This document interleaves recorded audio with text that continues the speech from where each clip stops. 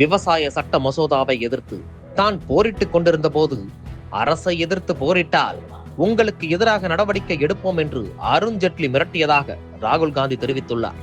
ஆனால் விவசாய மசோதா தாக்கல் செய்யப்பட்டது 2020 ஆண்டு செப்டம்பர் மாதத்தில் தான். ஏறத்தாழ அதற்கு ஒரு வருடம் முன்பே 2019 ஆண்டு ஆகஸ்ட் மாதம் அருண்ஜேட்லி காலமானார் என்பது குறிப்பிடத்தக்கது.